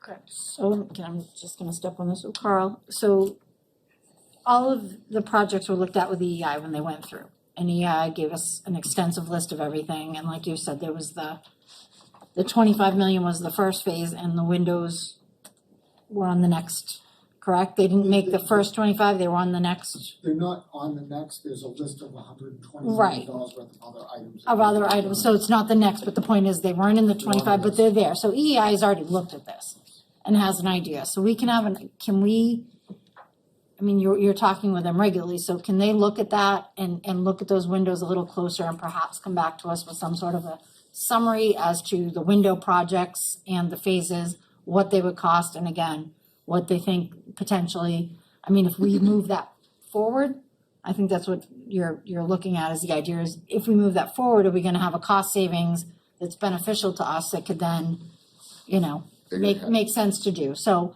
if you can just work with them to try to get some sort of a summary for us, perhaps for the next meeting. They're gonna have that for us in January. So, Bree, okay. I was just wondering did they already do that with the first write-up and plan? They didn't get that detail. They didn't look to see how much money you were losing on it. Well, again, they were focused on things that would shut your buildings down. And and save the most energy. I mean, the lighting was a no-brainer, it's a low-hanging fruit, 5-year payback, Well, again, I would assume keeping heat in would save energy. not as much as lighting. You'd be surprised. It will save money, but not nearly as much as the lighting will. The payback on windows is 20+ years usually, so. They are already looking into it and getting an estimate, so. Thank you. They're coming back to the construction committee at the next meeting in January with Perfect. proposal. All right, thank you. So we're gonna, I just had one question. oh, sorry, Paul, go ahead. Have we done any energy use benchmarking for that building? I think it was done prior to my arrival, and this company's figured out what we're gonna save. The EEI has figured out what we're gonna save by doing what we do. As Each part of the step they projects. tell, each step that they do, it has projected savings. Yep, like so the boilers are gonna cost this much, it's gonna have this much in rebates, and it's gonna save you an estimated this much per year. We did that in a report before. Yeah, and I was thinking just from the Windows perspective, they can also look at energy use from to benchmarking against similar buildings and similar sized buildings to see what our energy use is due to loss. I don't know if we ever had that. We're starting to do the Energy Star program. Okay, yeah, that's but fine. we're just starting that. It's taken a while to get catching up with 3 previous years of building, so. Okay, thanks. Okay. There was a time we were award-winning school for our Energy Star scores, and I know Jim Hughes had done a lot of work on the window pieces and had experimented with, different products that, could actually be applied to the windows to try to at least put a dent in the loss, and it was, but they never really got far enough along. They put up some areas and they tested it, and it was very effective in the small areas that they used that. I know it was important to him, and he was an HVAC guy, and that was kind of his piece. So I don't know what he left behind in terms of nothing research on that. If anybody has him, But I do think it's important to get a handle on that. Make sure Okay, we have discussed this quite thoroughly. It is 8:36 and we have other agenda items to go through. So I think the will of the board is that to go, well, we thank the CIP committee for doing the hard work that you did, but we just have some clarifying things that you guys will follow through on, and we'll either do this the next meeting or the first one in December. But moving on is the irrigation. Mr. Jacket. Thank you, sir. You gonna play the sharp dressed maid song? All right. So I brought information that I've already brought to you before, just trying to get clarification on where we're headed. We have inadequate irrigation on a lot of our fields out there. We have lines that are running under our brand new jump areas that I'd like to get moved. We have heads that are residential heads. We have a line that's broken once since I've been here and once before I got here, which caused us to have a big hole in the middle of our jump pit. I wanted to get moved. The systems, the control heads are in 3 different locations. They don't talk to each other. I'm trying to upgrade that, and one of the things we're looking at, of course, is adding a well. I can put that on hold until we can at least, that can be totally separate. I'm just looking to move forward to fix the irrigation issues that are there now, if at all possible, please. I have a quick question for Kyle. Kyle, when you wanna move that 4-inch line, that goes from the pump up to the soccer field? Yes, sir. And that's how many lineal feet? I don't have it on my, I don't have it. 300 Something you like said. that. And the price for that is 18.5? Yes, sir.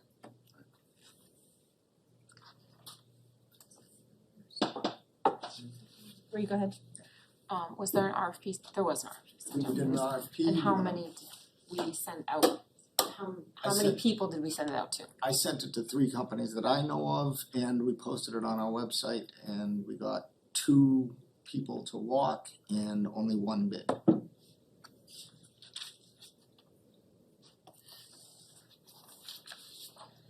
So the well is not part of this, correct? You're just willing to go? I can put the well on hold until we can get further studies and get that off our heads, so From what I'm hearing from the board, I think that's what we would prefer, is that the well gets put on hold. I'm still for waiting sure. on, we did applied for the permit to do the pond dredging, and I'm still waiting for an estimate from Busby. $226,000. Did he send that to you today? He didn't send it to me. I got a budget number though. He said that to us, That might be. yeah, it was a soft one. About to 20. Yeah, Mark, go ahead. And just for clarification, putting the well on hold, and you had said until there are more studies, I think it was the will of the board, based on the information, the prior studies. I, for one, am not interested in spending more money on a study to determine whether we need a well or not, unless we know we need one. I'm all for the dredging, but I don't wanna spend more money to do another study when we just discovered a study that was done that was pretty inclusive. That's just my personal feeling. Yeah, Jack. So I've reached out to different people, whether they be suppliers of irrigation stuff that are familiar with our properties or other.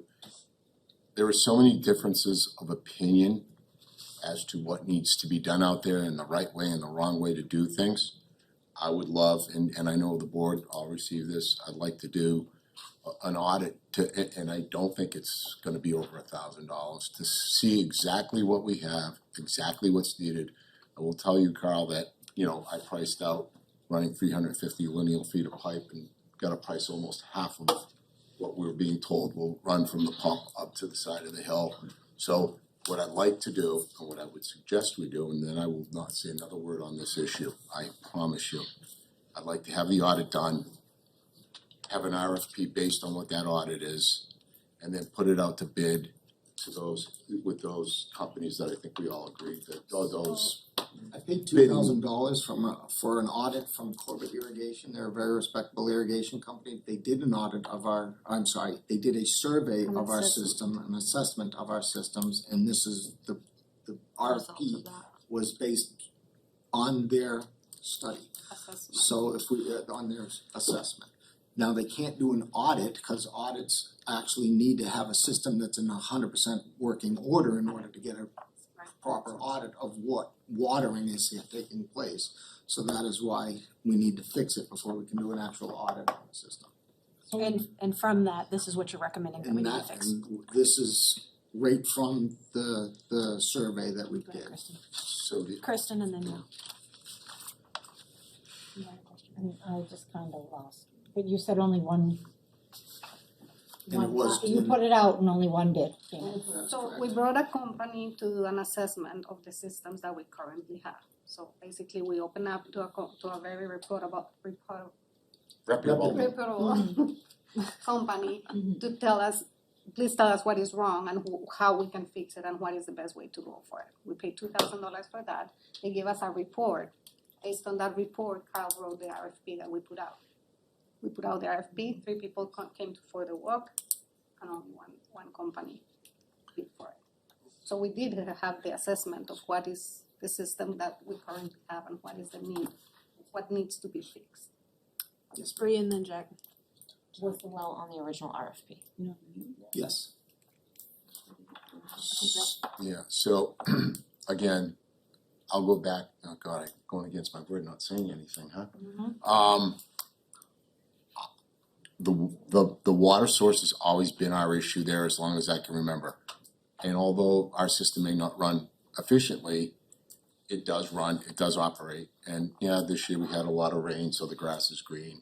And I won't, have we had problems in the past? Yeah, sure. But it's always been around the pond, about the source. I remember when our system would go down 2-3 weeks at a time, and it was always because of the crap in the pond. It was, the sprinkler heads were always being replaced because of the crap in the sprinkler heads. There was one year in 2016 when we ran out of water. But by dredging that pond and putting in a sediment pond, you eliminate a lot of that problem. And again, this comes back to me about fiscal responsibility and the limited amount of resources that we have.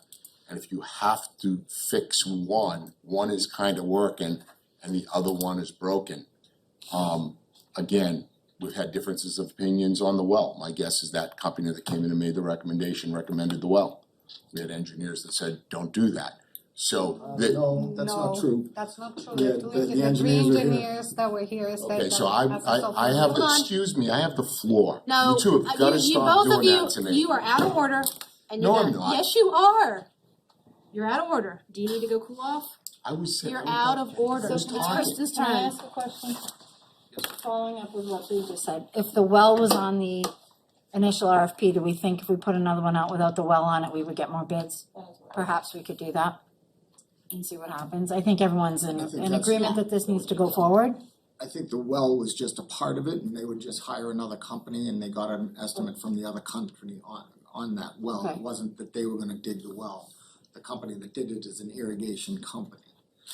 I didn't know, cause sometimes they see that and they might not wanna deal with it because getting somebody else to come in and do the work and they don't wanna be part of that, so I just didn't know if that might do that, I mean, I'm looking at this and these are things that, yes, need to be done, I wasn't here for the previous discussion, so I don't know what the dollar amount is, what is the? That's what I was That's what I was gonna ask, because It's not on here, so. After Kristen, it's Mark and Bree.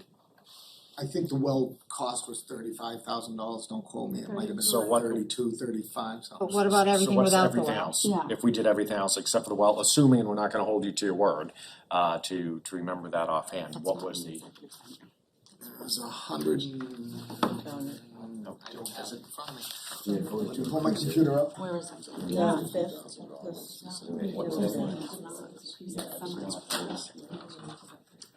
And I know that we've gone over this, so I apologize, I don't. Yeah, remember I'm that. sorry, didn't Carl, bring I my didn't see it in paperwork. this executive summary, I know we've seen the number, And for something he forgot on the but just to recall.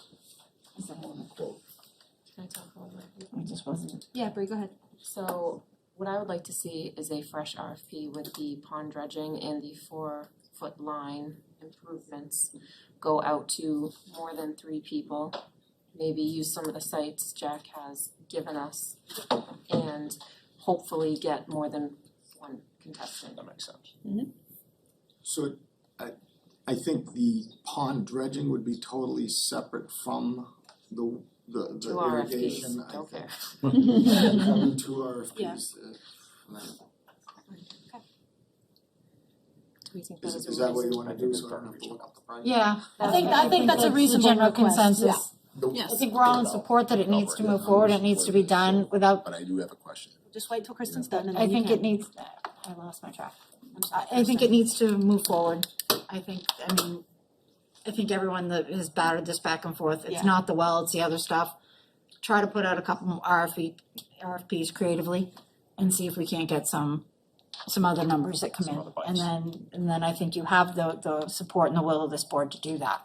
But I think we just wanna make sure we do our due diligence with that. Jack, if you can provide us the name of all the irrigation people that you know, that would Yeah, be super helpful. yeah. So we I almost feel like send it that's to a them. conflict of, I almost wanna like stay out, stay Well, out you know of it, but I some people that I know, I know. What are the websites that you? So my question is, I do think there's great merit in moving that 4-inch pipe. And I think if you grab a couple numbers, I think you'll find that, because we should not compromise the work we did with the long jump pit, the high jump pit, and the pole vault pit. That, you're gonna run it along the fence and up the hill that way? As far That back makes, as we right, it's about 350 feet. You'll provide them the 4 sites, the 4 websites, if you don't wanna give gender We names. need to move on. Yeah. Perfect. Alright, so I believe it's the will of the board to please go out for 2 separate RFPs, one for the pond, one for everything else and. Moving on, facilities update.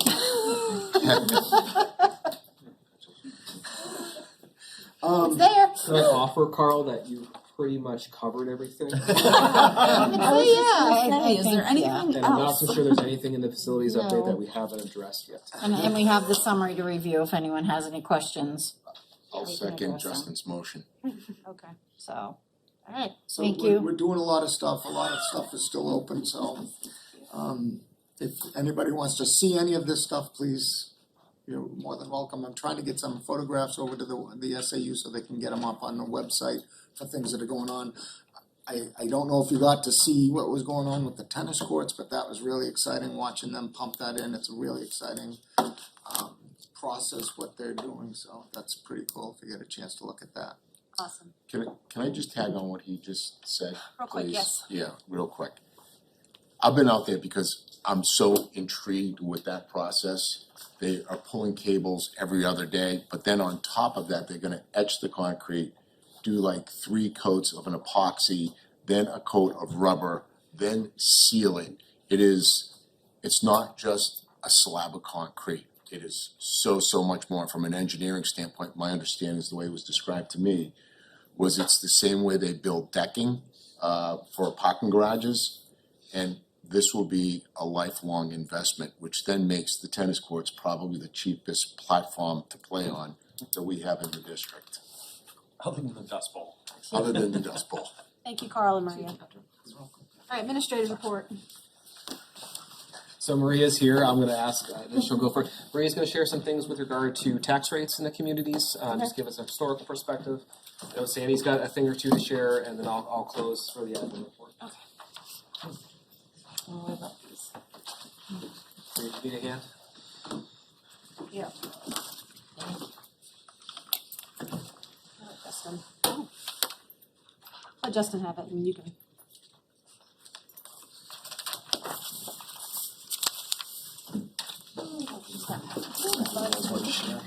Yeah, me personally, sure.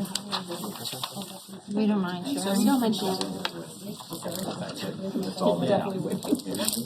Maybe tomorrow. Do you have one? Yes, Yes, we got one. I got one. I got one. I'm a fan of the landscape. Yeah. I know, but I appreciate the visual representations. And I know it takes time to do them, right? So thank you. Charge come across like 250.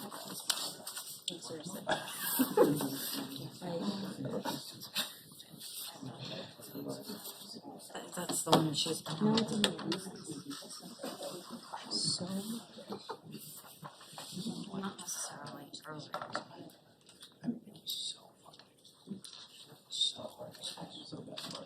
So as we all know, October is my favorite month of the year. We just received yesterday the last 2 tax rates that we were waiting for. You have 2 pieces of paper. The long one is the trend report for tax rates. So on the left side, the first portion is the total tax rate for each of the towns. The total tax rate is broken down into 4 different rates. One is the county tax, the other one is the municipal tax. We have the local education tax and the state education tax. Those 4 rates make up the total tax rate. So I just give you all of them separate by town so you can just see what it is. On the right side, you have the valuation for each of the towns. You have 2 valuations because one is with utilities and one is without utilities. And then at the bottom right column, you have the ADM, which is the other measurement that the DRA and the DOE use in tax setting. There are 2 different sets of valuations. So the DRA and the DOE use one valuation for each of the towns, and then the town has its own valuation. They are very, very different. The DRA uses a market value valuation, and the town uses the town valuation. So it is a very confusing process. It is not apples to apples. They use 2 different ADM numbers, one for tax setting and the other one for our adequacy aid. So everything has basically 2 sets of numbers, one that is used by the town and one that is used by the DRA. So with that said, our tax rates were set. In the smaller page, what I did is Justin asked me to the tax impact for a $350,000 home in each of the towns. So you have at the top, you have the $350,000 and then the tax rate for each of the towns and how much is the tax amount for each of those towns in that $350,000 home. On the right side, where it says the tax impact, what I did is in the first section, I compared 2023 tax rate compared to 2022. So that's the increase just for this year. But then I compared to 2020 to pre-COVID rates. So when you look at pre-COVID rates, we are basically below pre-COVID rates. The reason why I did that is because we all know that in 2020, 2021, and 2022, we got a big cash flow of money from the government to assist with all these programs. That was a one-time thing that obviously crashed our trend in tax rate setting. So like I said, when you look at 17, 18, and 19, we are almost there back into those rates where we were pre-COVID.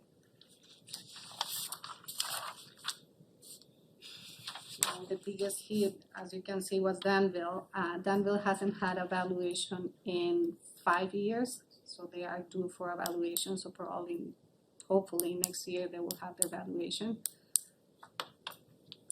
Bree, did you have a question? I just had a question. It looks like for the first 6, Sandown is the only one trending down, and everyone else looks to be trending up. Can you just explain that to me? Yeah, so Sandown just had their valuation this year. So my house is now worth 30% more than it was 2 months ago. Got it. Or 35%. So that lowers the tax rate, but obviously your home value increases, so you get taxed in the new home value, so your tax increases, but the tax rate decreases. Got it. It's a little trickery. That's why I I was like just trying to understand. the trend graphs, because you can see the trend of where these things. You can see 17, 18, 19, and up to 20, everything is pretty stable. Then on 20, 21, and 22, we got this Well, that's why. weird situation that's unstable everything. I was just confused by the numbers, that's all. Thank you, Maria. Wow. Thank you. Wow, thank you. You're welcome. Thank you. That should be up there. I think we're going back to that steady line that you had in the first 4 years. That's my goal, but and it takes time. Thank you. Thank you. Thanks for sharing the information, Maria. We'll probably have questions on this next meeting, just so you know. It's one of those things, so. Happy to. I have a question. Can this get put online? Oh, I was just It is, gonna okay, it ask is, that, oh, sorry. Kristen. It is on our Great, website. okay, great. Sandy? I know it's hard to feel your eyes away from numbers and graphs and stuff, but there's also some other cool things to share with you guys. So first, just wanted to kind of go back to our opening and our student and family share. Wanted to just kind of give you a broader picture of that work that's being done at Sandown Grade 5 is connected to some work that we started in this district a couple of years ago to really push and focus on student voice and choice. That's based in research as one of the key fundamental ways to increase student engagement and intrinsic motivation. So we're seeing kind of the fruits of it. Our teachers have been working really hard on that. You got to see the impact on one group of students at 5th grade in Sandown. But just wanted to kind of give you also the broader perspective that is work that's happening in our schools with our teachers at all grade levels at the elementary level and trickling up to the middle and high as well. So just to give you a little more context about what you heard about earlier, which was just awesome. Couple quick little things. So Q1 at the middle and high school closed yesterday. We're a quarter of the way through the school year, which I think is a little crazy. And I think Armand talked about it, but tonight at the recital hall at the Performing Arts Center, our Timberlane players have their opening for Inherit the Wind at 7 tonight. So we're all here. We missed it, but they're performing again tomorrow night at 7, Saturday at 1, and Saturday at 7 as well.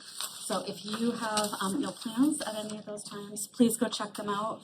We have an incredibly strong theater program in this district, and I know the kids and Mr. Castano would love to see you all there. So finally, just something that happened last Wednesday, our high school counseling department partners with the New Hampshire Higher Education Foundation here in New Hampshire. And on Wednesday, we had over 50 Timberlane seniors file over 130 college applications for free. as part of College Bound I Applied Day. And all of those students also get entered automatically into a drawing to win a $500 scholarship. So those include private and public colleges here in the state of New Hampshire, which was a really great thing for our seniors to be able to file college applications for free. If you have any students who have been recent seniors, you know that those costs add up. So that's a great partnership that our counseling department has just established here in the state. So that's it. Awesome, thank you. And just sharing one thing from Sandown North, I had the opportunity to spend a large chunk of time during their math block in grade 3, and really wanted to raise those teachers up. What they're doing is sharing those kids. So as a typical traditional classroom, an elementary teacher would do it all. These folks are doing something together. They're kind of capitalizing on collective efficacy. They're being very purposeful about how they're grouping kids and where they are and what those kids are doing at those specific times. So it is a ton more work and effort. You're building more relationships and you're establishing those things. But it was cool to walk through those and see all the different ways kids are accessing the math content, but also see the threads that the teachers are using that stay strong and similar through all those different experiences with kids. So they are working their tails off. It takes a whole lot of time and effort, and simply wanted to recognize that team for what they're doing for kids. Awesome. Yep, cool. 3rd grade, Sandown North, and some other places around the district as well. Awesome. Thank you, guys. It's good stuff, good stuff. All right, personnel report. We do have one professional nomination. Would you I make a please motion to accept the professional nomination of Rena Karen, grade 8 science teacher at Timberlane Regional Middle School. a motion to have a second? A second. Seconded by Kristen. Any discussion? All those in favor? Opposed? Abstained. All right. Okay. Diana's not here. Okay, committee reports. Let me start with Paul. Don't have anything. I think we have CNA next week, right? Yes, Yep. I was just looking at the date, yep, Yep. next Tuesday. Next Tuesday. Then we'll have something. Oh, no, sorry, we Oh. don't do, no, Tuesday's the 7th. We still have it? No school. There's no school? It's planned. How about we communicate about that? Yes, no, that's fine, I just, I was in my head thinking, no school, no, nothing. CNA is forthcoming. Forthcoming, well done, Paul. Okay, well. Thank you, Paul. Strategic planning is meeting on the 16th, where we will be getting a nice update to the board. Nice. Kim? Those, Mark? I think CIP has been discussed enough. BudCom met as well, and we heard from the athletic department, music, middle school and high school. The asks, with the exception of the high school, were rather modest, to say the least. So, essentially wrestling mat, soccer goalposts, because they're extraordinarily outdated and being held together by Velcro strips and zip ties, etc. And we'll discuss in the future the high school request. Sandown North has tape. They can tape them together. Good tape is quality. They had them right here. We can just take the tape off their projects, right? That's where the tape went. Well, get the builders out there. Shauna? I have nothing. Policy. Oh, sorry, yes, policy met today. We didn't get through our agenda, but we got a significant amount of information to be able to use at the next policy for that will be coming forward. Again, like what Shauna reiterated with policy, and then safety committee, we've not met recently. We haven't met since the last meeting. We Yeah, meet again on the and nothing- 14th. Nothing has changed. Kristen? No, I'll just say that Shauna has the same birthday as Armand, so happy belated birthday to Shauna. Thank you, and happy birthday to Armand. So, like, as you said, safety, we're meeting on the 14th, facilities, we're meeting on the 14th. The only other thing I would say in Armand's side is I just want to do a plug for the soccer team again, the girls' soccer team. They finished the regular season in first place. They had to go to Exeter last night to play Exeter in the semifinals on their home field, even though our team was the home team. It was a great game. They Exeter scored first and they came back and the girls won 2-1. Great game. So their next game is the final, which is Sunday at 1 at Exeter again, and they're playing Portsmouth. And that's gonna be a really great game. So if you have nothing going on, there are tickets that are required. You can buy them there or you can buy them online, but the girls would really appreciate your support. It's the first time they've ever made it to the final game. So it's a great thing to do. So other than that, I got nothing. Done? Yeah, congratulations to Coach Bowman. I mean, he's brought that program a mile. You know, that's been great. You know, those kids, they hustle so much. That was such a great game. So proud of them. Did you want to mention anything about the negotiation progress? Because we're very happy with the way things are going in that. I forgot about happy news. You share. Yeah, well, just that we're close. We're doing well with that process. Yeah, the construction committee met, as you all know. We talked about the solar panels, unfortunately. We talked about the windows. We also talked about the large number of HVAC units going on the high school roofs and the academy roofs, right, Carl? Yes, sir. So that was the gist of that conversation. And I also had an opportunity to attend Spirit Week last Friday afternoon. And you kind of forget why we're all here. The level, besides watching Justin out there, I want the videos and the pictures back, by the way. it was. Dean has them. It was. Dean has them all. Yeah, he was walking around. It was incredible, the level of energy in that gymnasium. And I'm just not talking from the students, the staff and the administrators were just out of their skins. And then all of a sudden I started drifting back to when my kids were in the school. It's Spirit Week and what a big deal it was for them. So a big kudos to the students. It was, I mean, I had goosebumps the whole afternoon. But a special thanks to the staff and the administration for showing them the way and exhibiting so much energy that afternoon. It was a cool thing. So thank you, Justin. All right, And we will be posting that on Facebook. do we have any other business? Do we have any more delegates or individuals? No. Cool. We are needing to go into a non-public. Can I get that motion, Shauna? Yep, I'll make a motion to go into non-public under 91-A:3, section C. I'll second it. Motion by Shauna, seconded by Kristen. Can I get a roll call vote, please? Yes. Jack Baker. Yes. Don Whitford. Yes. Kristen Savage. Yes. Eddie Knudsen. Yes. Shauna Mansouri. Yes. Sherwood. Yes. Kim McCormick. Yes. Greg Woodward. And Paul King. Yes. Thank you. We will not be back other than just to seal the minutes. So everybody have a good evening.